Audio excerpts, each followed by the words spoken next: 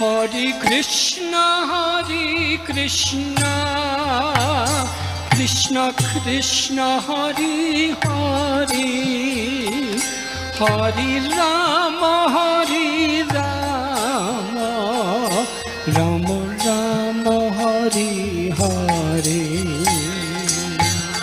ओम अज्ञानतिमिरन्धस्य ज्ञानाञ्जनशलाकया चक्षुरुन्मिलितं येन तस्मै श्रीगुरवे नमः। नमो विष्णुपदाय कृष्णप्रस्थाय भूतले श्रीमते भक्तिवेदांत स्वामिनिति नामिने। नमस्ते सरस्वती देवे गौरवाणी प्रचारिणे, निर्विशेषा शून्यवादी पाश्चात्य देशातारिणे। वाञ्छाकल्पतरुभ्यश्च कृपा सिन्धुभ्येव च पतितानां पावनेभ्यो वैष्णवेभ्यो नमो नमः। जय श्री कृष्ण चैतन्य प्रभु नित्यानंद, श्री अद्वैत गदाधर शिवासादि गौर भक्तवृंद। हरे कृष्णा कृष्णा कृष्णा हरे हरे, हरे राम राम राम हरे हरे।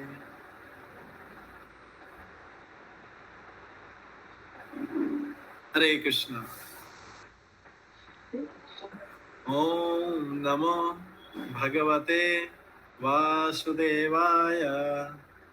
ओम नमो भगवते वासुदेवाय। ओम नमो भगवते वासुदेवाय। नारायणं नमस्कृत्य नरं चैव नरोत्तमं, देवीं सरस्वतीं व्यासं ततो जयमुदीरयेत्। नष्टप्रायेषु भद्रेषु नित्यं भागवत सेवया, भागवते उत्तम श्लोके भक्तिर्भवति नैष्ठिकी। कृष्णाय वासुदेवाय देवकी नंदनाय च नंद गोप कुमाराय गोविंदाय नमो नमः।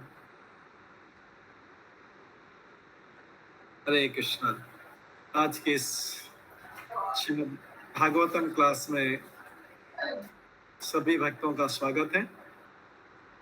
सबको भागवतम का श्लोक दिख रहा है? हाँ प्रभु।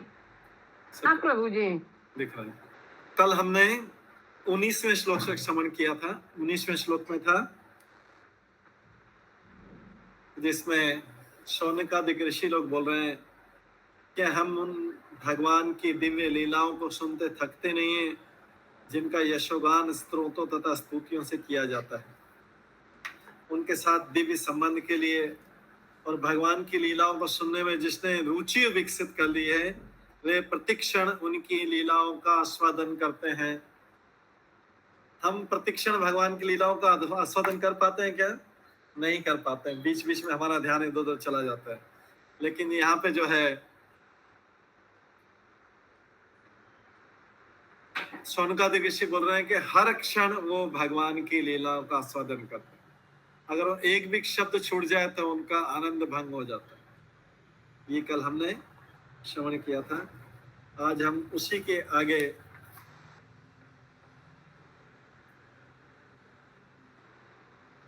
श्रवण करेंगे। उसी के आगे श्रवण करेंगे 20वें श्लोक से।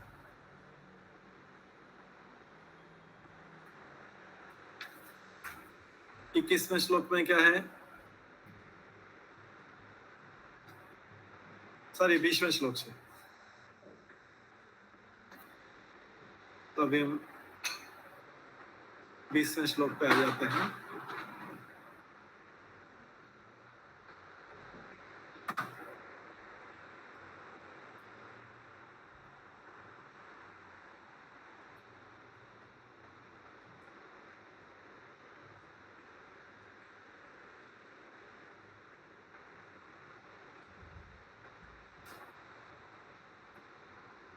बीसवें श्लोक को अभी उच्चारण करते हैं।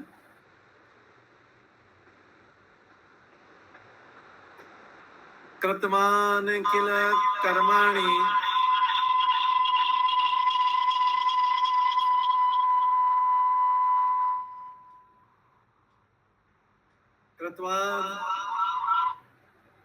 कृतवान् किल कर्माणि सह रामेण केशवः।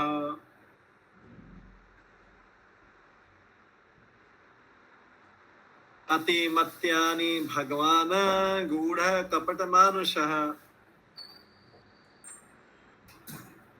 तो यहाँ पर अभी शौनकादिक ऋषि मुनि भगवान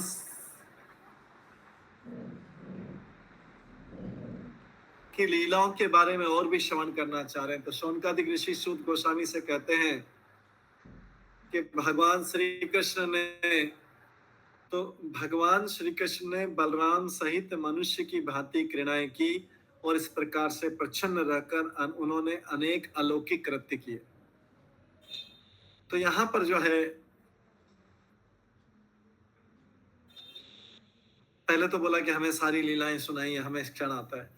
फिर उसके बाद में उन्होंने सोचा कि कहीं सूत गोस्वामी ने ध्यान से नहीं सुना हो हमारी बात को, तो फिर से बोल रहे हैं कृष्ण और बलराम की जो लीलाएं हैं, जो उन्होंने मनुष्य की भांति क्रीड़ाएं की और इस प्रकार से, हरे कृष्णा, रौनक माता जी, प्रभु जी, ठीक है। भगवान श्री कृष्ण ने बलराम सहित मनुष्य की भांति क्रीड़ाएं की और इस तरह से प्रसन्न रहकर उन्होंने अनेक अलौकिक कृत्य किए। तो अभी विशेष रूप से बताना पड़ा, किसका नाम लेना पड़ रहा है? कृष्ण बलराम का नाम लेना पड़ रहा है कि उन्होंने मनुष्य की भांति क्रीड़ाएं की, मनुष्य की भांति क्रीड़ाएं की और मतलब मनुष्य नहीं बने, मनुष्य जैसी क्रीड़ाएं की। भगवान कभी भी मनुष्य नहीं बनते हैं। भागवत गीता में आता है मानुषम तनुमाश्रिता, मानुष तन का आश्रय लेते हैं, मतलब मानुष जैसे बनते हैं, मनुष्य नहीं बनते हैं। भगवान तो भगवान है, मनुष्य नहीं बन सकते हैं, लेकिन मनुष्य जैसा शरीर धारण करता है, मनुष्य जैसे दिख सकते हैं। ये ध्यान रखने की जरूरत है। लोग जब भगवान इस भौतिक जगत में आते हैं तो लोग समझते हैं भगवान भी मनुष्य हो गए, हम जैसे मनुष्य हो गए, हम जैसे मनुष्य हो गए। नहीं, भगवान मनुष्य कभी नहीं बनते हैं। भगवान मनुष्य जैसे स्वरूप, मनुष्य जैसा रूप धारण करते हैं। मानुष्यम तनुमाश्रिता, भगवान मनुष्य जैसा शरीर का आश्रय लेते हैं, वैसा रूप दिखाते हैं, लेकिन कभी भी भगवान मनुष्य नहीं बनते हैं। तो इसलिए यहाँ पे लिखा है श्री कृष्ण ने बलराम सहित जो मनुष्य की भांति, सिमिलर टू ह्यूमन बींग्स, मनुष्य जैसी जो क्रीड़ाएं की, लीलाएं की, कौन से? प्रच्छन्न रह के, प्रच्छन्न मतलब होता है छिपे रह के, कि दोनों ने बताया नहीं कि हम भगवान हैं। वृंदावन वासियों को जो बताया वहां पे, वो दोनों को बताया नहीं कि भगवान, वृंदावन वासियों को पता नहीं था कि भगवान। प्रच्छन्न रहकर अनेक अलौकिक कृत्य किया। हालांकि जो काम थे वो मनुष्य से अति मानव कार्य थे, सुपर ह्यूमन वर्क थे, अति मानव काम थे, लेकिन मनुष्य नहीं थे। 3-4 चीजें इंपॉर्टेंट है। मनुष्य की भांति क्रीड़ाएं की, खेल मनुष्य जैसे लग रहे थे, लेकिन जो कार्य किए वो अति मानवीय थे। असुरों को मारना, ये करना, और प्रसन्न रह के अपने आप को छिपा के रखा था उन्होंने। वृंदावन वासियों के सामने अपने आप को छिपा के रखा था। तो ये जो है यहाँ पे इसके अनुवाद में बताया जा रहा है, कृतवान किल कर्माणि सह रामेण केशव। रामेण, बलराम जी को भागवत में ज्यादातर जगह पे बलराम जी को राम बोला गया है। तो ये राम का मतलब ये मत समझना रघुपति राघव जो है, सीता राम वाले राम है, वो नहीं है। ये रामेण, क्योंकि बलराम का वास्तविक नाम राम है, लेकिन वो बलवान है, इसलिए साथ में बलराम बोला गया या बलभद्र बोला गया। तो सह रामेण केशव, केशव और बलराम ने मिलकर जो लीलाएं की थी, दोनों ने साथ में क्रीड़ाएं की थी, किल कर्माणि क्रीड़ाएं की थी। कौन कौन सी क्रीड़ाएं की थी वो हमको बताइए। प्रच्छन्न रहकर, गूढ़ मतलब होता है प्रच्छन्न रहकर, और मानुष मतलब मनुष्य, कपट मानुष। ऊपर से मतलब अंदर से भगवान है, ऊपर से मनुष्य जैसी लीलाएं की। तो इसके तात्पर्य में आता है, एक एक पॉइंट हम नोट करेंगे इसमें से कौन कौन से इंपॉर्टेंट पॉइंट हैं। तो श्री कृष्ण या भगवान पर मानव विकास तथा पशु विकास के सिद्धांत लागू नहीं होते। जैसे पशुओं का विकास होता है, मानव का विकास होता है, ऐसा भगवान का विकास नहीं होता है। भगवान का विकास, भगवान की एज क्या रहती है? बाल्यावस्था, इसके बाद किशोर अवस्था, और सदा भगवान सदा 16 वर्ष की उम्र में सदा रहते हैं, नव यौवन रहते हैं, इसको बोलते हैं नव यौवन अवस्था। और भगवान का यौवन बढ़ता जाता है। जो भगवान का जितना ज्यादा दर्शन करेगा उतना ज्यादा उसका यौवन बढ़ता जाएगा। इसलिए भगवान का जो दर्शन करता है उसको भगवान का दर्शन कंटिन्यूसली करने की इच्छा होती है, उसको कंटिन्यूस करने की इच्छा होती है। कैसे? अगर हम एक मनुष्य को बहुत देर तक 1, 2, 3, 4 घंटे देख सकते हैं, कितने घंटे तक देख सकते हैं हम एक मनुष्य को, साधारण मनुष्य को संसार में कितने घंटे तक देख सकते हैं उसके रूप की तरफ?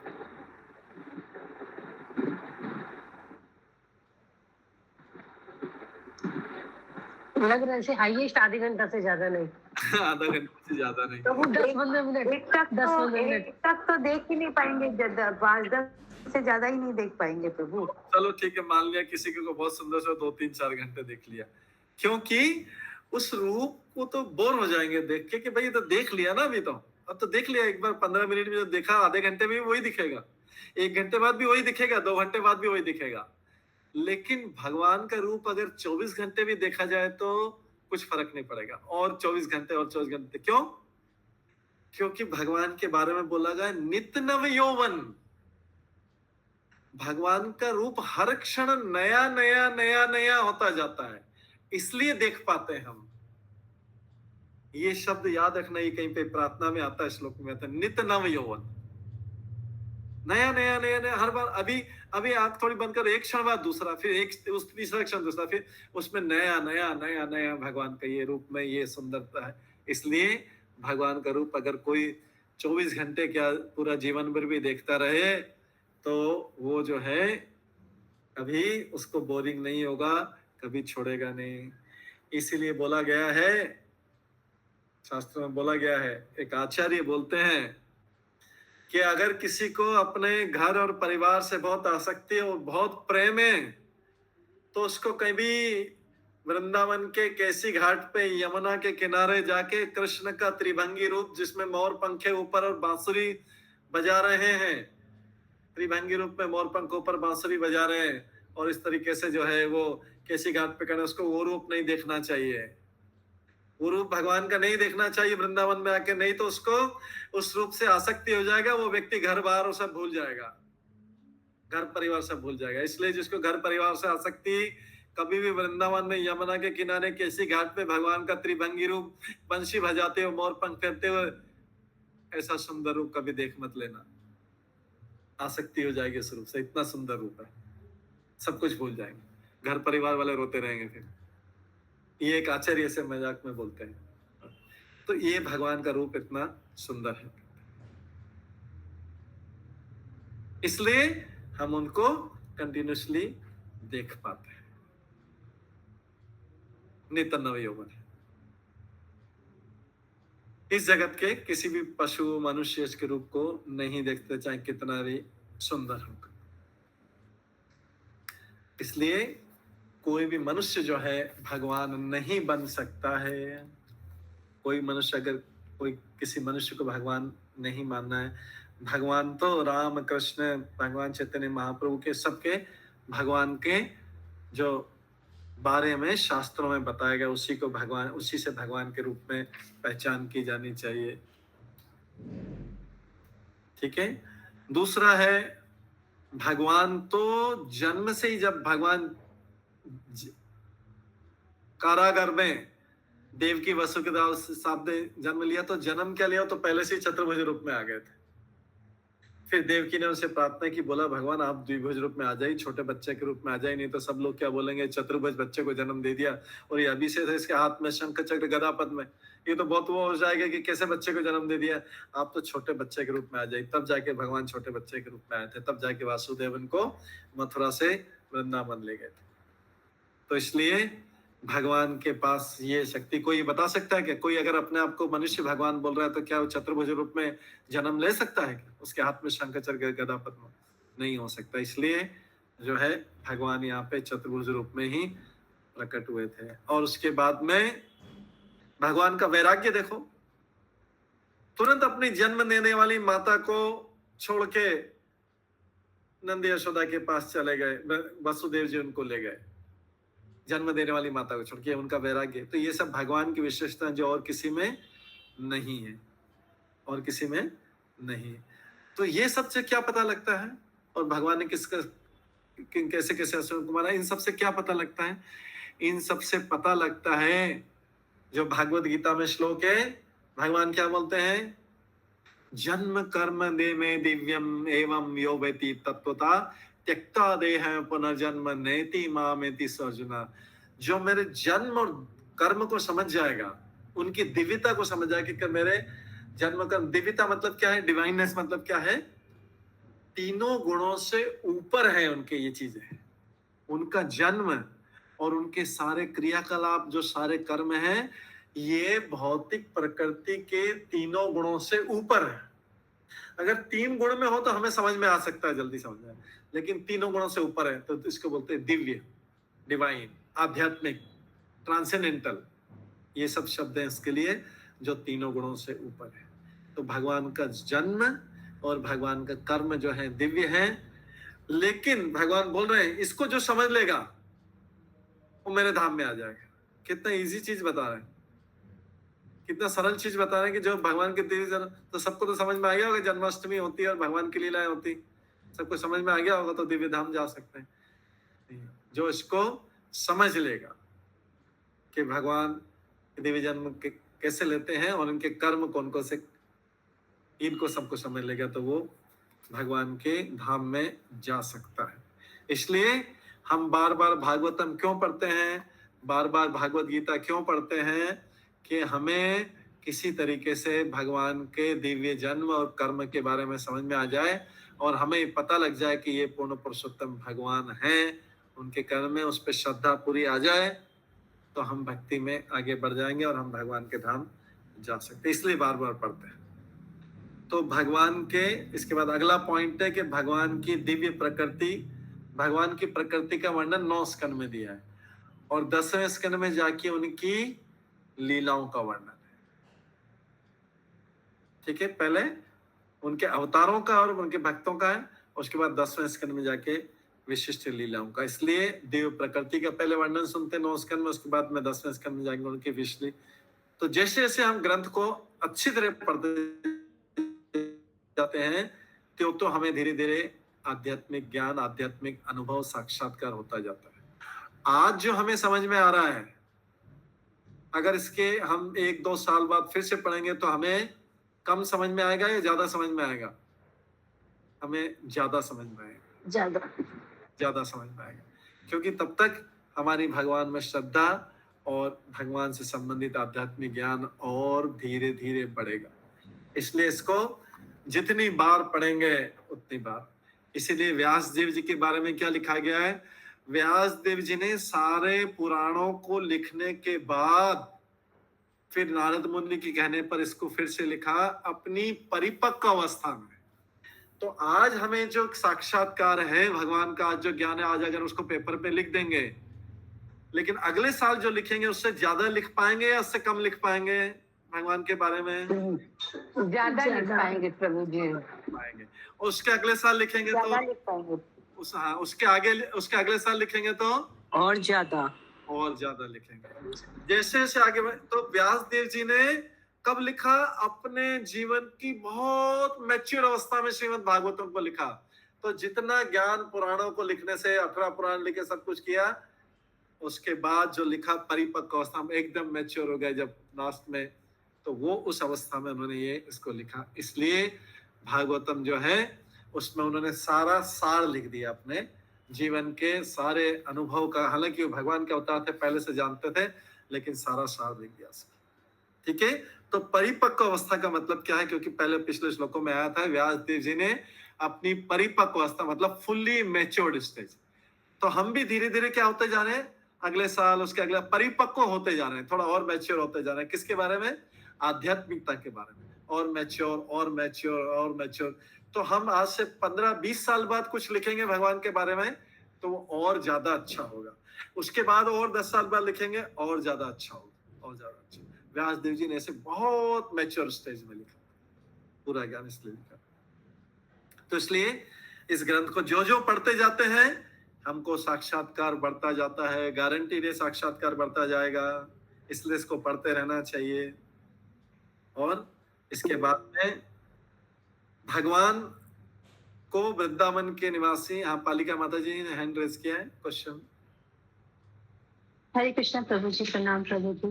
प्रभु जी, जैसे आपने बताया कि व्यासदेव ने एकदम अपने बच्चे और वाला स्टेज में परिपक्व अवस्था में पूरा ग्रंथ लिखा था, तो हम लोग इसको कैसे समझे कि व्यासदेव तो मतलब ऐसे तो हमेशा ही प्योर डिवोटी है, या कुछ ऐसा स्टेज था कि पहले नहीं थे बाद में कुछ उनका अपलिफ्ट? हम लोग के लिए है कि जैसे जैसे हम लोग का कॉन्शियस अपलिफ्ट होगा वैसे हम लोग ग्रंथ को बेटर समझेंगे, तो इसको हम लोग किस तरह समझे? हरे कृष्ण।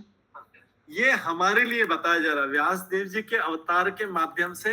व्यास देव जी तो भगवान का अवतार है, लेकिन ये सब क्या बताया जा रहा है? हमारे लिए बताया जा रहा है कि हम भी अगर ऐसे इसको पढ़ते रहेंगे तो हमें, और इसीलिए पहले बोल दिया है कि यहाँ पे जो जो कोई पढ़ता है इस ग्रंथ को क्यों तो यह सब ज्ञात होता जाता है। ये हमारे लिए बताया जा रहा है व्यास देव के एग्जाम्पल से। व्यास देव जी जो भगवान का अवतार है, लेकिन तो अभी लीलाएं तो कैसी कर रहे हैं? व्यास देव जी भी साधारण मनुष्य जैसी कर रहे हैं, ग्रंथ लिख रहे हैं जैसा एक साधारण मनुष्य होता है। और उनको तो फिर नारद मुनि से भी ज्ञान की जरूरत नहीं है, वो भगवान का अवतार है, तो नारद मुनि इनको क्यों ज्ञान देने आए थे? तो वो क्या कर रहे हैं? व्यासदेव जी एक साधारण मनुष्य जैसा कर रहे हैं। और व्यासदेव जी उसमें गुरु की महत्व बता रहे हैं कि गुरु के आने से ज्ञान में और भी ज्यादा वृद्धि होती, गुरु के आने से, गुरु के ज्ञान से प्राप्त से होना से। तो भगवान के अवतार के रूप में रहते हुए भी व्यासदेव जी हमें यहाँ बता रहे हैं एक साधारण मनुष्य जैसा। एक जैसे साधारण मनुष्य समय के साथ साथ आध्यात्मिक ज्ञान का प्रैक्टिस करते करते परिपक्व हो जाता है, मैच्योर हो जाता है, इवन भौतिक ज्ञान में परिपक्व हो जाता है। जैसे माता पिता जो होते हैं वो बच्चे की तुलना में ज्यादा परिपक्व होते हैं, ज्यादा मैच्योर होते हैं। तो व्यासदेव जी भी एक साधारण मनुष्य जैसा लीला कर रहे हैं। तभी तो नारद मुनि को आना पड़ा और उनको समझाना पड़ा कि आप क्यों दुखी हैं। आपने तो सारे 18 पुराण लिख लिए, फिर बताया कि आपने भागवतम पुराण में आपने जो भगवान की लीलाओं का पूरी तरह से वर्णन नहीं किया। एक साधारण मनुष्य जैसा समझाया जा रहा है गुरु के द्वारा। ऐसे ही हमारे जीवन में जब गुरु आते हैं तो हमारा जो है साक्षात्कार भगवान के प्रति बढ़ता है जब उसके मुख से सुनते हैं। ऐसे व्यासदेव जी भी, हालांकि स्वयं भगवान के अवतार हैं, लेकिन क्योंकि भगवान के 24 अवतारों में व्यासदेव जी का नाम आता है, 24 अवतारों में हम देखेंगे व्यासदेव जी का नाम आता है, तो इसलिए साधारण मनुष्य जैसा बता रहे हैं कि वो परिपक्व हो जाता है जैसे व्यासदेव जी परिपक्व हुए थे। ठीक है, साधारण मनुष्य जैसी लीला कर। इसी प्रकार से भगवान ने भी वृंदावन में साधारण शिशु जैसी लीलाएं की। अभी दामोदर अष्टकम आ रहा है, 7 से अक्टूबर से भगवान ने रोने की भी लीलाएं की थी। यशोदा मैया के छड़ी से घबरा गए थे, रोने जैसा मुंह करने लगे थे, उनके नेत्रों में आतंक छा गया था, सातंक नेत्र आंखों से मलने लगे थे, रोने जैसा मुंह बनाने लग गए थे। तो ये भी भगवान ने मनुष्य की भांति लीला की थी। मनुष्य नहीं है तो भी ऐसे व्यासदेव जी ने लीला की थी। नैमिषारण्य के ऋषिगण भी उन्हें मनुष्यवत भगवान को बताते हैं, लेकिन वास्तव में भगवान परम शक्तिमान है। ऐसे व्यासदेव जी भी परम शक्तिमान है, भगवान के अवतार हैं, लेकिन उन्होंने एक साधारण गुरु से, नारद मुनि से शिक्षा ली और उसके बाद अपने भागवतम को फिर से पुनः लिखा। ठीक है, हरे कृष्ण। ये इसमें कुछ कुछ पॉइंट थे जो इंपॉर्टेंट पॉइंट्स थे, वो हो गए हैं, करते हैं।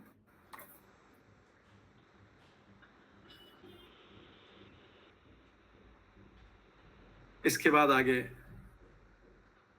और हमें याद रखना है कि भगवान हमेशा भगवान रहते हैं, चाहे वो बच्चे के रूप में आ जाए, चाहे व्यासदेव के रूप में आ जाए, चाहे नारद मुनि के रूप में आ जाए, भगवान हमेशा भगवान रहते हैं। इसके बाद श्लोक नंबर 21।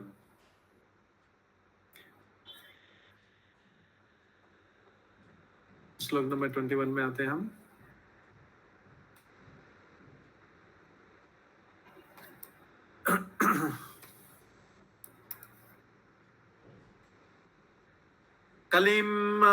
कलिमागतम आज्ञाय क्षेत्रे अस्मिन् वैष्णवेयम्।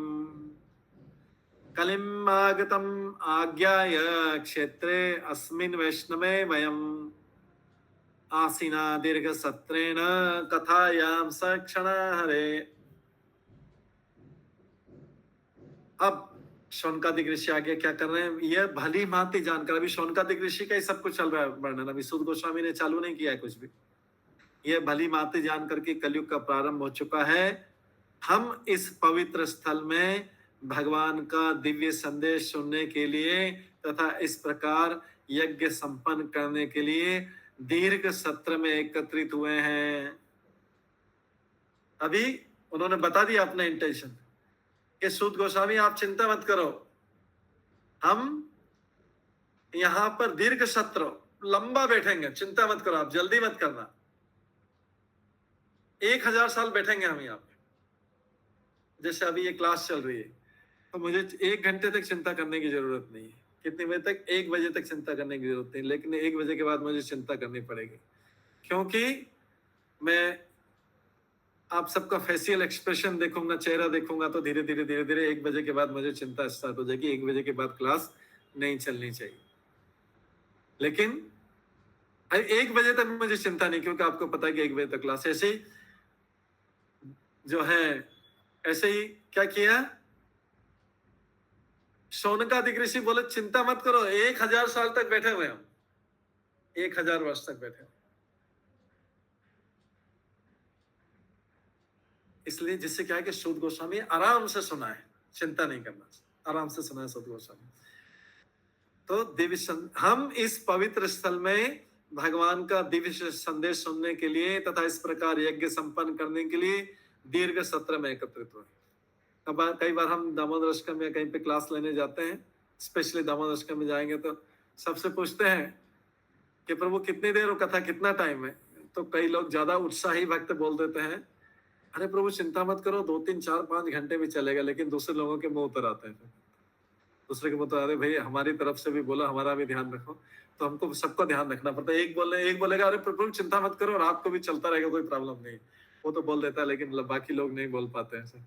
तो ये ध्यान रखना पड़ता था यहाँ पे। लेकिन इन्होंने बोल दिया कि आप चिंता मत करो, दीर्घ सत्र 1000 वर्षों तक हम चले। तो इसमें अब कौन कौन से पॉइंट्स हैं, हमें इसके जो इम्पोर्टेंट पॉइंट्स है उसको देखना है कि क्या क्या पॉइंट्स इसमें हमारे लिए समझने लायक हैं। एक एक करके हम इसमें से प्रभुपाद के तात्पर्य में से इन पॉइंट्स को देखेंगे। तो जैसा सतयुग या त्रेता युग या द्वापर युग जैसा है, वैसा कलयुग नहीं है। कलयुग वैसा नहीं है। ये स्पिरिचुअल लाइफ के लिए, आध्यात्मिक जीवन के लिए कलयुग सुटेबल नहीं है। इसमें बहुत डिस्टरबेंस रहता है। हमने कलयुग के जीवों में देखा था, बहुत चिंता, बहुत डिस्टरबेंस रहता है। सारे टाइम भक्ति में करे, इधर से फोन आ जाएगा, उधर से आ जाएगा, इधर से आ जाएगा, उधर से कोई आ जाएगा, गेस्ट आ जाएगा, कुछ ना कुछ डिस्टरबेंस चलता रहता है। बहुत सारे डिस्टरबेंस या मन का डिस्टरबेंस चलता रहता है। तो ये आत्मिक साक्षात्कार के लिए तनिक भी उपयुक्त नहीं है। सतयुग को स्वर्ण युग बोला जाता है, त्रेता युग को रजत युग, सिल्वर बोला जाता है, और द्वापर युग को ताम्र युग, तांबे का युग बोला जाता है। कलयुग को बोला जाता है लोहे का युग है। ज्यादातर बर्तन सबके घर में कौन से रहते हैं? सोने के रहते हैं, चांदी के रहते हैं, तांबे के। सबके घर में स्टील के बर्तन रहते हैं। स्टील लोहा ही है, लोहे का युग है। तो सतयुग में लोग 1,00,000 वर्ष जीते थे और दीर्घ काल ध्यान, लंबे समय तक तपस्या कर सकते थे। 1,00,000 वर्ष आयु तो लंबे समय तक तपस्या कर सकते थे। त्रेता युग में जीवन की अवधि कितनी हो गई? 10,000 साल हो गई। तो बड़े बड़े यज्ञ करते थे आत्म साक्षात्कार के लिए। द्वापर युग में जीवन की अवधि कितनी हो गई? 1000 वर्ष हो गई। तो तब जाके भगवान की पूजा करते थे, लंबी लंबी पूजा करते थे। लेकिन कलयुग में अधिकतम आयु केवल 100 वर्ष की, और उसमें भी इतनी सारी डिफिकल्टी, इसमें भी नींद आ जाती, मन इधर उधर चला जाता है, ये हो जाता है, ये डिस्टर्बेंस हो जाता है। तो क्या करें भगवान का? तो कलयुग में बताया गया है भगवान के पवित्र नाम का यश तथा उनकी लीलाओं का श्रवण कीर्तन करना। नाम, यश, लीलाएं, ये मुख्यतः रूप भी है और क्रियाकलाप है। नाम, यश, रूप, लीला, इसी से बस ये करने से ही जो है आत्म साक्षात्कार के, इसी को करते करते आत्म साक्षात्कार हो जाएगा। तो नैमिषारण्य के ऋषियों ने यह विधि ऐसे स्थान में प्रारंभ की जो भगवत भक्तों के लिए था। हमने पहले दिन बताया था नैमिषारण्य में क्यों किया, ये सारा कथा। नैमिषारण्य पवित्र स्थान है। क्यों पवित्र स्थान है? क्योंकि निमेष अनिमेष यहाँ पे भगवान विष्णु भी का भी निवास था, और ये पूरे ब्रह्मांड का केंद्र बिंदु है। तो किसी भी ब्रह्मांड के केंद्र बिंदु में कोई कार्य किया जाता है तो पूरे ब्रह्मांड में उसका सबसे ज्यादा प्रभाव पड़ेगा। मान लीजिए कि ब्रह्मांड के उत्तर में कुछ किया काम, तो क्या होगा? दक्षिण में उसका प्रभाव कम रहेगा, क्योंकि उत्तर और दक्षिण एक दूसरे के उल्टा है, बहुत दूर हो जाएगा। उत्तर से दक्षिण बहुत हो जाएगा, या पूर्व में कुछ किया तो पश्चिम बहुत दूर हो जाएगा। जैसे कलकत्ता से बॉम्बे की दूरी बहुत ज्यादा है, कलकत्ता से हैदराबाद दक्षिण की दूरी इतनी नहीं है। कलकत्ता से दूसरे से जो है पास में उत्तर की दूरी उतनी नहीं है, वो भी दूरी है, लेकिन सबसे ज्यादा दूर है कलकत्ता से पश्चिम, क्योंकि कलकत्ता ईस्ट में है और बॉम्बे वेस्ट में। उसी प्रकार से कोई भी कार्य अगर ब्रह्मांड के किसी ईस्ट में किया जाएगा तो वेस्ट बहुत दूर पड़ेगा, वेस्ट में किया जाएगा तो ईस्ट बहुत दूर पड़ेगा, नॉर्थ में किया जाएगा तो साउथ बहुत दूर पड़ेगा। लेकिन ब्रह्मांड के केंद्र में कोई भी काम किया जाएगा तो सारे ब्रह्मांड पे बराबर प्रभाव पड़ेगा, क्योंकि केंद्र में है, सब तरफ यूनिफॉर्मली बराबर बराबर सब जगह उसका प्रभाव पड़ेगा। अगर वहां पे कोई यज्ञ किया जाएगा या वहां पे कोई भी धार्मिक कार्य किया जाएगा, आध्यात्मिक कार्य, तो पूरे ब्रह्मांड पे समान प्रभाव पड़ेगा, केंद्र पे कर रहे हैं। इसलिए उन्होंने क्या किया? भागवतम नैमिषारण्य ने यह विधि ऐसे स्थान में प्रारंभ की जो भगवत भक्तों के लिए ही था, और 1000 वर्ष की दीर्घ अवधि की भगवान की लीलाओं को सुनने के लिए अपने आप को रेडी कर लिया था। लोग इस संसार में भी रेडी करते हैं ना, किसके लिए रेडी करते हैं? क्रिकेट का मैच हो, इंडिया पाकिस्तान का मैच हो, तो ब्रेकफास्ट भी पास में रख लेते हैं, पानी की बोतल भी रख लेते हैं, चाय का केटल भी रख लेंगे, सब कुछ कर लेंगे, चाय भी पीते रहेंगे, बिस्किट भी खाते रहेंगे, इधर स्नैक्स भी लेते रहेंगे, और ये भी पानी भी पीते रहेंगे, सब कुछ करेंगे कि कहीं एक क्षण के लिए भी क्रिकेट का जो आनंद है वो खत्म नहीं हो जाए। ऐसा आनंद, ऐसा चस्का है क्रिकेट का, ऐसा आनंद है कि एक क्षण के लिए भी नहीं हो जाए। अगर उठ गए और क्रिकेट मैच में से कोई बहुत इंपॉर्टेंट विकेट चला गया, या किसी ने फिर से 6 मार दिया या 4 रन मार दिए, तो करे बहुत मिस हो जाएगा, ऐसा शॉट मिस हो जाएगा। इसलिए चाय, नाश्ता, ये सब रख लिया एक साथ पास में रख लिया कि भाई अभी यहाँ से उठना नहीं पड़ेगा। ऐसे ही जो इन ऋषि मुनियों ने, इनके पास तो इनको खाने पीने की उतना ज्यादा जरूरत नहीं, थोड़ा बहुत जो भी था इनका, इन्होंने दीर्घ अवधि के लिए भगवान की सुनना करने के लिए अपने आप को ऐसा रेडी कर लिया। ठीक है, इन ऋषियों के उदाहरण से हमें सीखना चाहिए कि भगवान का, भागवत का नियमित श्रवण तथा कीर्तन ही आत्म साक्षात्कार का एकमात्र साधन है। ऐसी तैयारी होनी चाहिए, जैसे आप में से कुछ लोग पहले, अभी तो हो सकता है कि उतना क्रिकेट के इतने शौकीन नहीं हो, लेकिन जैसा सब खाना पानी ये वो सब लेके बैठते, ऐसा भागवतम की कथा में भी ऐसा बैठना चाहिए। अगर 4, 5, 6 घंटे भी चल जाए तो कोई प्रॉब्लम होना नहीं चाहिए। ऐसा अभी तो खैर चिंता मत करिए, 1 घंटे ही चलेगा। तो ये जो है यहाँ पर ये भागवतम का नियमित श्रवण तथा कीर्तन ही आत्म साक्षात्कार का एकमात्र साधन है। अन्य सारे साधन जो है उतना लाभ नहीं देंगे, उसमें टाइम बहुत वेस्ट होगा, बहुत टाइम वेस्ट होगा। तो चैतन्य महाप्रभु ने इस धर्म पद्धति का उपदेश दिया था, बतलाया था कि भारत भूमि में जन्म लेने वालों का दायित्व है। अब देखिए, हम सबका कहाँ जन्म हुआ है? भारत भूमि में जन्म हुआ है। भारत भूमि में जन्म होने के साथ कुछ जिम्मेदारी भी आई है। भारत भूमि ने जन्म भारत भूमि ले हिले जन्म जार, जन्म सार्थक करे, कर परोपकार।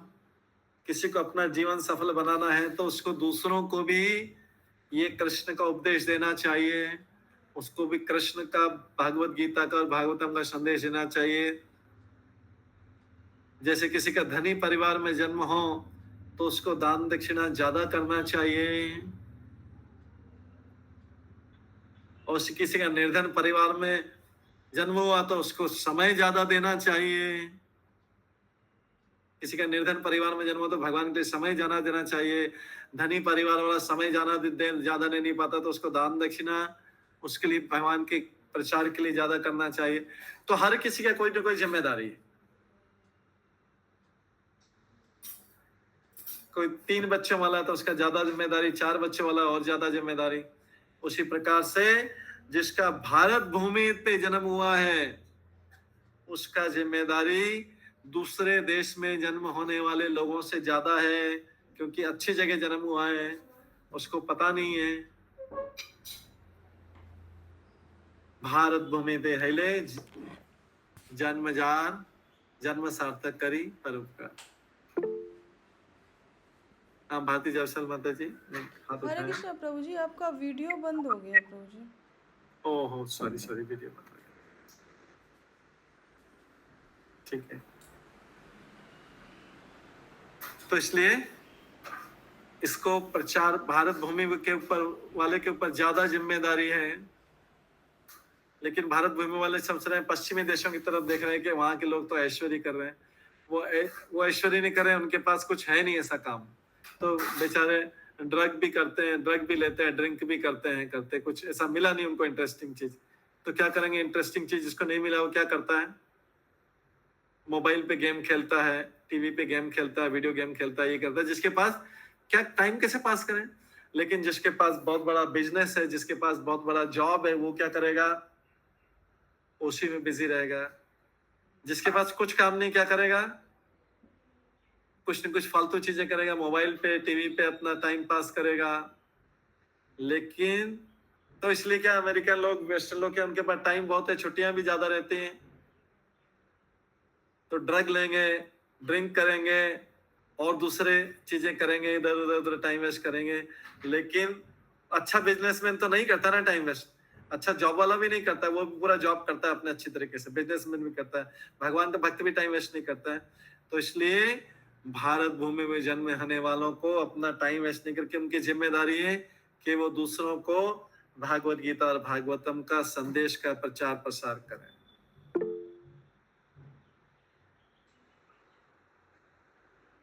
मंजू माता जी ने हाथ हैंड रेज किया था क्या? और अधिक आत्म साक्षात्कार के लिए श्रीमद् भागवतम का ज्यादा से ज्यादा अध्ययन करें, बार बार अध्ययन करें। इस तरीके से इसमें से कुछ इंपॉर्टेंट पॉइंट हुए। चैतन्य महाप्रभु भी भागवतम का श्रवण करते थे। कहाँ पे करते थे?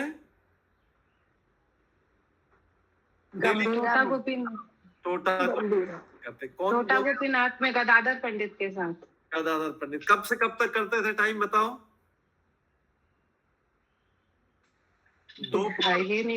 दोपहर से लेके अंधेरा होने तक।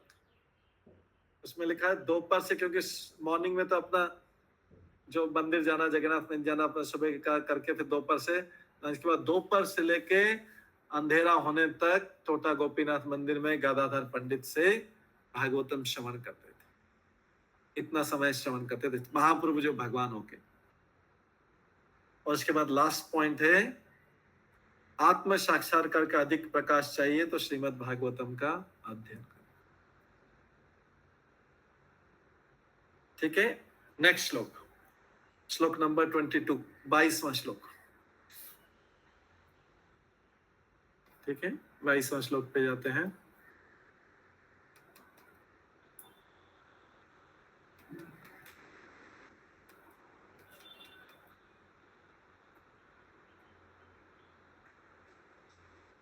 त्वं न संदर्शितः धात्रा दुस्तरं निस्तीतीर्षताम् कलिं सत्त्वहरं पुंसां कर्णधारा इव अर्णवम् त्वं न संदर्शित धात्रा दुस्तरम निस्ततितीर्षताम् कलिं सत्वं हरं पुंसाम कर्णधारा इव अर्णवम्। अर्णवम का नाम और कहाँ सुना है? अर्णवम मतलब क्या होता है? सागर। कहाँ पे सुना है? तो जी कार्नव सागर। ये कार्नव सागर होता है ना, कारण सागर। हाँ, कर्ण अर्णव, वहाँ पे कर्ण ब्रह्म संहिता में प्रभु जी। कर्ण अर्णवम मतलब कारण सागर, कारण सागर, क्योंकि कर्णोदक्षा विस्तार होता है। तो इसलिए जो है यहाँ पर अपने भाग्य की प्रशंसा कर रहे हैं। भाग्य की प्रशंसा करें, कौन करें? शौनकादिक ऋषि करें। हम मानते हैं कि देवी इच्छा ने हमें मिलाया। ये देवी मतलब देवी देवता वाली देवी नहीं है, ये द पे जो है डबल मात्रा है। देवी मतलब डिवाइन, देव्य, जो डिवाइन वाली देवी। ये देवी देवता वाली देवी क्या नहीं कर रहे? देवी, देवी, इसको बोलते हैं देवी, उसको बोलते हैं देवी, इसको देवी, दिव्य। तो हम मानते हैं कि दिव्य इच्छा ने हमें आपसे मिलाया है, जिससे मनुष्य के सत्व का नाश करने वाले उस कली रूप दुर्लभ सागर को तरने की इच्छा रखने वाले हम सब आपको नौका के कप्तान के रूप में ग्रहण कर सके। आप प्रभु जी हाँ जी, एक्सप्लेनेशन क्लियर नहीं हो रहा है, शो नहीं हो रहा है एक्सप्लेनेशन। एक्सप्लेनेशन शो नहीं हो रहा है। ओके, एक से एक्सप्लेनेशन शो कर देते हैं पूरा।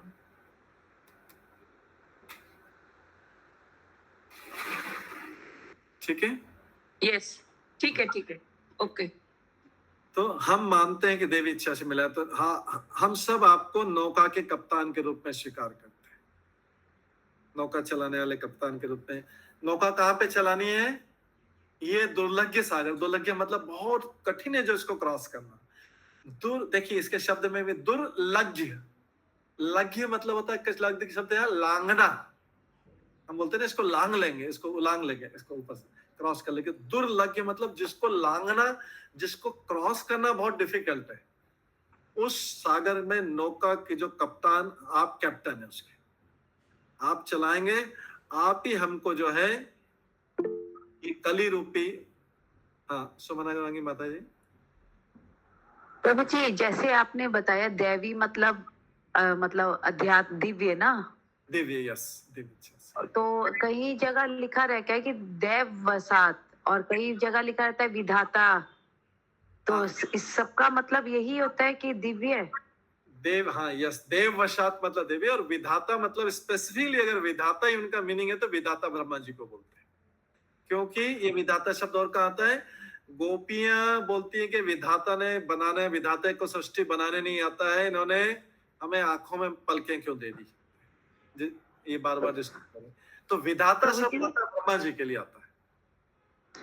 प्रभु जी जैसे अभी वाल्मीकि रामायण पढ़ रहे थे, उसमें राम जी को जब वनवास मिलता है तो राम जी बोलते हैं कि विधाता ने मेरे भाग्य में ये लिखा है। तो यहाँ पे विधाता मतलब क्या समझे? विधाता इस संसार के भाग्य अभाग्य को विधाता ब्रह्मा जी लाते हैं हमारे पिछले उससे। तो रामचंद्र जी तो अपने बारे में तो बोलेंगे नहीं, भगवान है स्वयं बोलेंगे, इसलिए वो अभी मनुष्य रूप में आए तो इसलिए विधाता ही बोलेंगे। प्रभु जी क्रिएटर, यस। गोपियां भी विधाता बोल रही है, जबकि गोपियां तो कृष्ण के साथ में है, उनके विधाता का क्या कंट्रोल है गोपियों के ऊपर। लेकिन फिर वो बोलते विधाता ने आंखों में पलके बना दिए। तो इसलिए ऐसे भगवान भी बोल रहे हैं विधाता ने, क्योंकि सृष्टि को सेकेंडरी जो शरीर देने वाला और ये करने वाला वो तो विधाता है। भगवान की आज्ञा से, तो सुप्रीम की आज्ञा से सब कुछ उसी से होता है। तो इसलिए यहाँ पे, लेकिन यहाँ पे ये लोग जो हैं, ये लोग तो समझते हैं भगवान कौन है और विधाता कौन है। ठीक है, तो वो गोपियां भी समझते सब कुछ करते हैं, लेकिन गोपियां जो है ये बोल रहे हैं कि उनको तो कृष्ण के साथ में ही है, तो इसलिए वो विधाता को दोष दे रही है सारे के साथ। यहाँ पे हम मान रहे हैं कि देवी इच्छा ने हमें आपसे, भगवान की इच्छा से हम आपसे मिले। किसके लिए? जिससे मनुष्य का कली जो आया है, मनुष्य के सत्य को नष्ट कर रहा है, सत्य को, उसके सत्य को नष्ट कर रहा है। कई मीनिंग हो सकते हैं इसके। एक तो सत्य को भी नष्ट करा, सत्य में बहुत सारी चीज आती, सत्संग उसका जो संग है वो भी नष्ट कर रहा है भगवान का संग, और जो है उसके सत्व गुण को भी नष्ट कर रहा है, सत्य को भी नष्ट कर रहा है, उसके जो सत्व गुण को भी नष्ट कर रहा है, और उसका जो सत्य संग में जो सत्य आता है भगवान का संग वो भी नष्ट कर रहा है कल। इसलिए इस दुर्लभ सागर को तरने की इच्छा से हम आपको इस जहाज के इस नौका के कैप्टन के रूप में नौका के म्यूट करिए प्रभु, निरंकार प्रभु म्यूट करिए। अशोक कुमार मिश्रा प्रभु ने हैंड रेज किया है। हरे कृष्ण प्रभु सर्वनाम बोले। सत्य का मतलब तो यहाँ एक और भी आ जाता है ना कलियुग के संबंध में, कि मनुष्य जीवन का जो सार है, अर्थात इस जन्म को हमें क्यों मिला या हम क्यों उपलब्ध हुआ है, तो वो जो सार वस्तु है उसको भी ये लक्षण कर रहा है। इसीलिए मैंने बोला कि सत्य के कई मीनिंग निकल सकते हैं। सत्य का सत्वगुण से भी हो सकता है, हमारा सत्वगुण भी नष्ट हो रहा है। सत्य मतलब होता है सत्संग, जैसे भगवान का जो संग, क्योंकि भगवान परम सत्य, वो भी हमारा नष्ट हो रहा है। ऐसे कई मीनिंग निकल सकते हैं। तो हमारे सत्व का नाश करने वाला है ये कलयुग। ठीक है, तो कलयुग तात्पर्य में बताया कि कलयुग जो है मनुष्य के लिए अत्यंत खतरनाक है।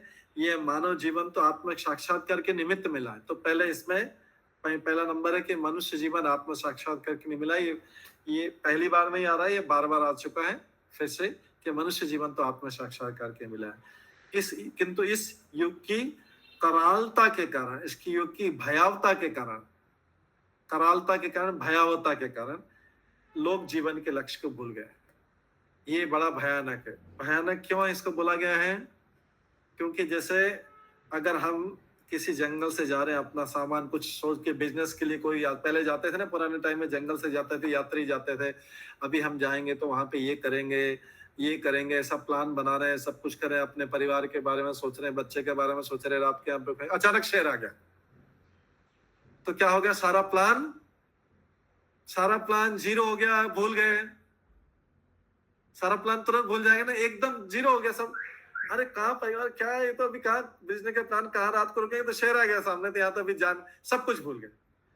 तो कलयुग क्या है, इसे भयावह है, हमको सब कुछ भुला देता है, हम अपने जीवन के लक्ष्य भी भूल गए हैं। ठीक है, ये इसलिए भयानक बोला गया है, ये सब कुछ भुला देता है। इस युग में आयु क्रमशः घटती जाएगी। ये आध्यात्मिक आयु की बात है। लोग अपनी स्मृति, पहले भी आ चुका है, हम इसको करें। पहला पॉइंट हो गया कि आत्म साक्षात्कार के लिए मनुष्य जीवन मिला है, और ये बहुत भयानक है। इसके कारण हम अपने लक्ष्य का भूल गए, सब लोग अपना लक्ष्य भूल गए डरने के कारण। दूसरा चीज है कि इस युग में आयु घटती जाएगी, स्मृति, कोमल भावनाएं, बल तथा उत्तम गुण खो देंगे। हम सब उत्तम गुण खो देंगे, अपनी मेमोरी भी खो देंगे। ये सब 12वें स्कंद में भी है, इधर भी पहले हमने 10वें इसी अध्याय के 10वें श्लोक में भी पढ़ा है कलयुग के बारे में। हम सब कलयुगी जीव हैं, हमें तो याद रहना चाहिए कि क्या क्या प्रॉब्लम है इस कलयुग की।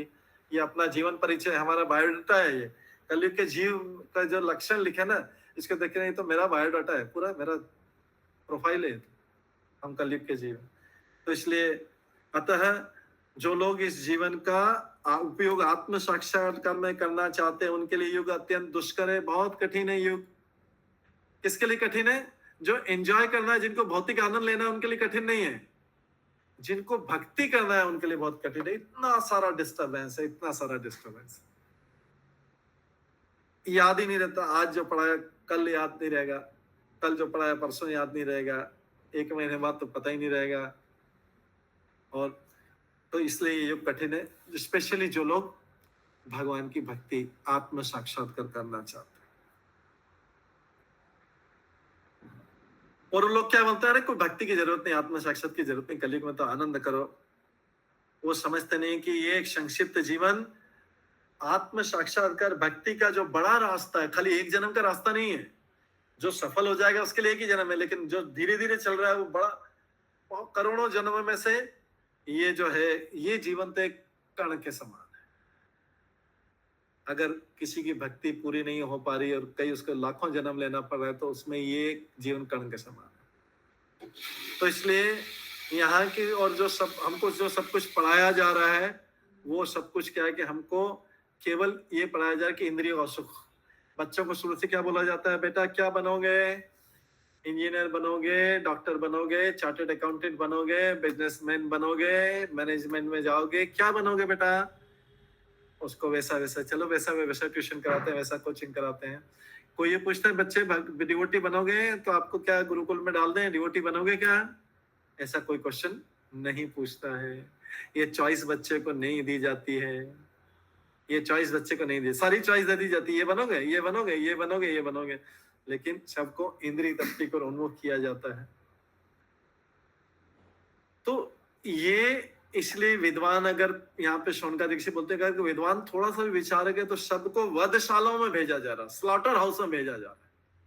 किसके लिए, आत्महत्या करने के लिए। यहाँ पे आत्महत्या शरीर की हत्या नहीं, आत्मा की हत्या करने के लिए सबको उकसाया जाता है। चलो ये करो ये बनो, आत्मा की।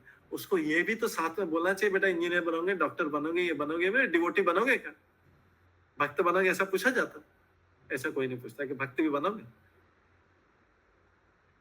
तो इसलिए ये तो इस सबको बुलाया था इंद्रिय तृप्ति। और कैसे सुख मिलेगा, और कैसे सुख मिलेगा, तो ये वधशालाओं में भेजा जा रहा है, शिक्षा रूपी वधशालाओं में। मतलब आत्मा की हत्या हो रही है। शरीर तो रहेगा, ठीक है, शरीर को सुख मिलेगा, इंद्रिय तृप्ति के बहुत साधन, लेकिन आत्मा की हत्या हो रही, ये कोई ज्ञान नहीं देता है। इसलिए विद्वान, अगला पॉइंट है, लास्ट पॉइंट है कि विद्वान पुरुषों को इस युग के प्रति सावधान रहना चाहिए। और उन्हें, क्योंकि समुद्र पार कर रहे हैं, घोर समुद्र, भयानक समुद्र इसको पार कर रहे हैं, तो सावधान रहना चाहिए। कभी भी नौका उलट सकती है, फिर से संसार के सागर में गिर जाए।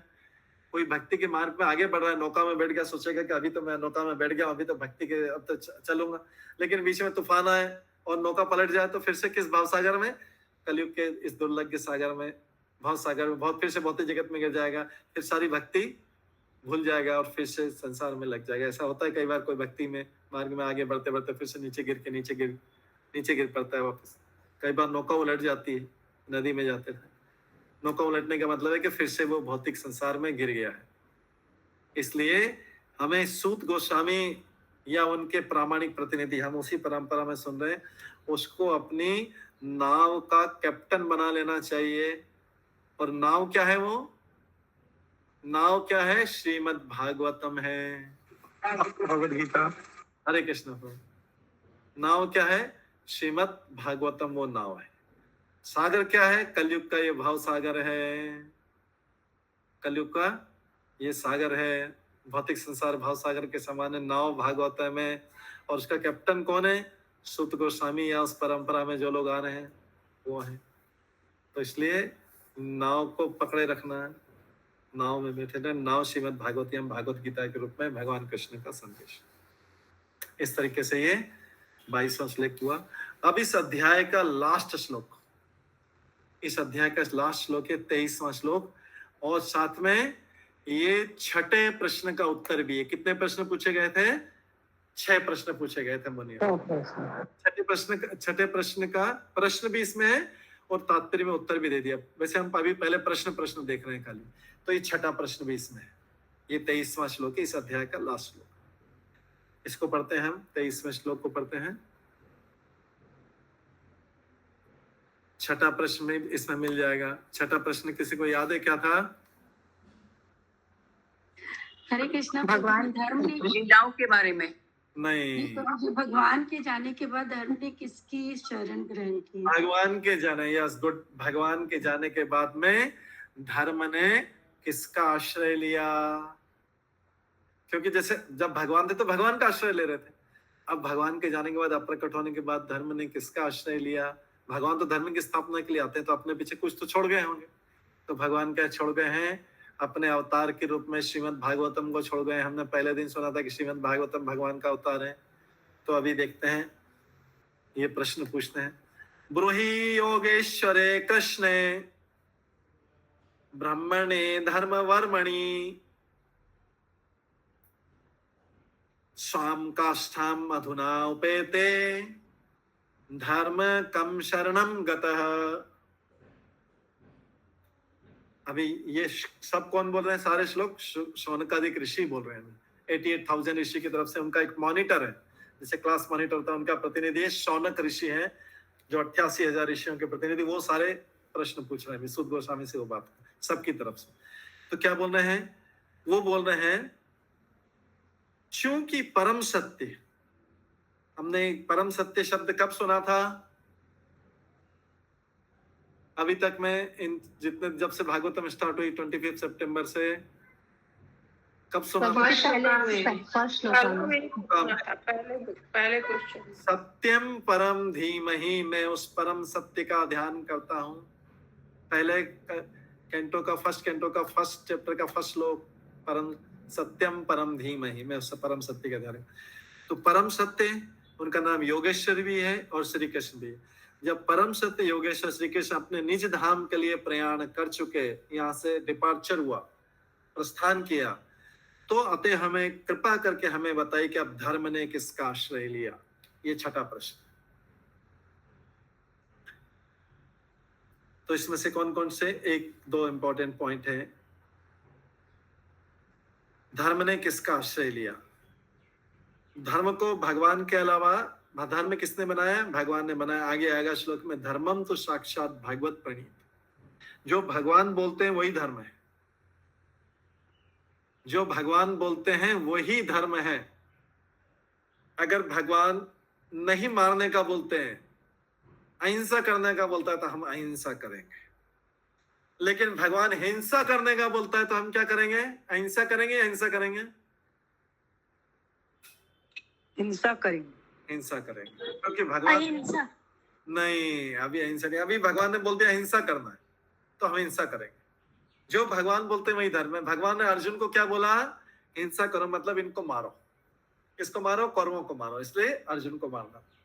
वैसे भगवान सामान्य अवस्था में क्या बोलते हैं? अहिंसा करो। किसी को पशु को मार, किसी भी व्यक्ति पशु को मारना नहीं, तो हम अहिंसा का पालन करो। लेकिन अर्जुन को युद्ध के मैदान में क्या बोला? हिंसा करो, मतलब अधर्मियों को मारो, तो हिंसा। तो इसका मतलब है कि भगवान जो शास्त्रों में बोलते हैं वही बात ही धर्म है। हम ऐसा नहीं बोलते भगवान ने पहले ये बोला था, फिर बाद में ये बोल दिया, फिर ये बोल दिया। भगवान ने शास्त्रों में जो लिखा वही सारा संसार। इसीलिए भगवान को पालन नहीं करता है, तो बोलता है कि भगवान ने फिर वहां पे हिंसा करे युद्ध में, वहां पे ये बोला, वो कंफ्यूज हो जाते हैं। उनको ये पता नहीं, धर्मम तो साक्षात भागवत प्रणीत, जो भगवान बोलते हैं वही धर्म है। धर्म तो उन्हें नहीं बनाया, हमने थोड़ी बनाया। हम सोचेंगे नहीं मैंने बनाया तो मैं हमेशा यही करूंगा, नहीं, भगवान ने बनाया। भगवान को सब समझ है, परिस्थितियों को देख के, समय को देख के सब कुछ करे, किस समय क्या उपदेश देना है। अब जैसे हमको क्या बोला गया है? हरे कृष्णा कृष्णा कृष्णा हरे हरे, हरे राम करो। कोई बोलेगा नहीं, भगवान ने तो ध्रुव महाराज को तो उस समय तपस्या की थी, ध्रुव महाराज ने तो एक पैर पे खड़े होकर तपस्या की, हम भी वही करेंगे। वो भी तो भगवान ने बोला, और हम ओम नमो भगवते वासुदेवाय बोलेंगे, उस मंत्र का जाप करेंगे रोज। नहीं, भगवान वो सतयुग में बोला था। अभी कलयुग में क्या बोला है? हरे कृष्ण। कलयुग में वो वाली तपस्या नहीं बोली। तो धर्म क्या है? जो भगवान कहते हैं, इसलिए बोला गया धर्मम तो साक्षात भागवत प्रणीत। ये आगे आएगा।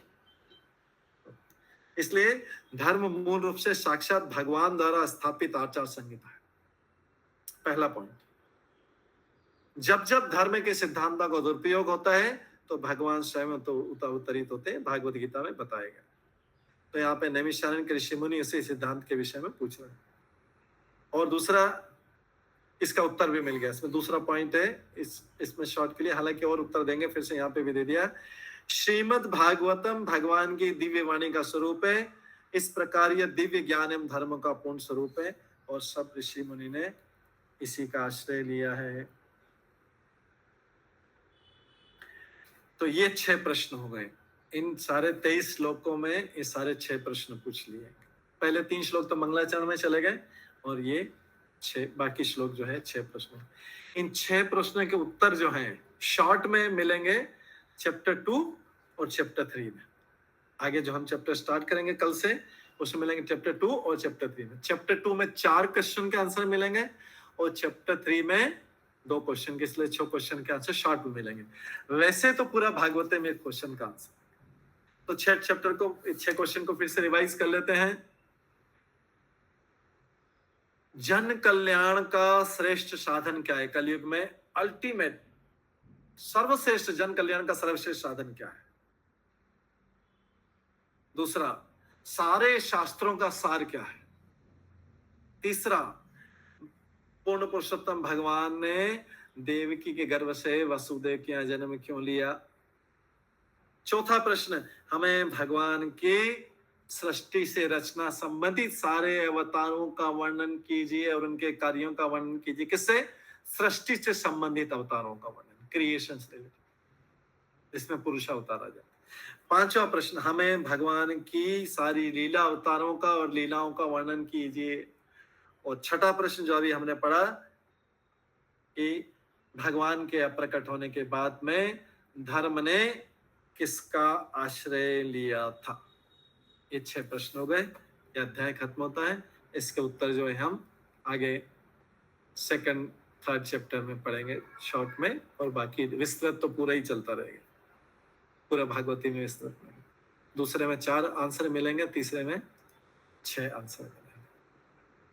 ठीक है, ये भागवतम का पूरा चैप्टर, फर्स्ट चैप्टर खत्म हुआ। आप सब उसको रिवाइज करते रहेगा, इसको रिवाइज करते रहेंगे तो याद रहेगा ये बेसिक चैप्टर। ठीक है, हरे कृष्णा। सभी भक्तों का बहुत बहुत धन्यवाद। किसी को कोई प्रश्न हो तो बता सकते।